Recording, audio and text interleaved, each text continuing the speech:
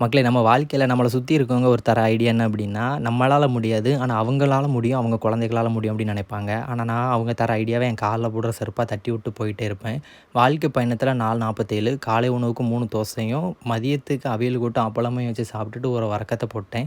இப்போ வேலை இல்லாம வெட்டியா தான் இருக்கேன். வேலை தேடிட்டு தான் இருக்கேன். அதனால நம்ம அம்மா, அப்பா சம்பாத்தியத்தில தானே சாப்பிடுறோம். அதெல்லாம் பெருமை அப்படின்னு நினச்சிட்டு 6:30 போல ஒரு கப் டீயும், பிஸ்கட்டையும் சாப்பிட்டு கடமை உணர்வுகள் ரொம்ப முக்கியம்ல. அதனால ஜிம்முக்கு கிளம்பிட்டேன். என்னோட வாழ்க்கை பயணம் ஒரு வித்தியாசமா இருக்கும். இந்த ஃபுட் எடுக்கணும், அந்த ஃபுட் எடுக்கணும், இப்படி இருக்கணும் அப்படிலாம் கிடையாது. நமக்கு புடிச்ச மாரி நமக்கு புடிச்சத செஞ்சுட்டு போயிட்டே இருக்கணும்.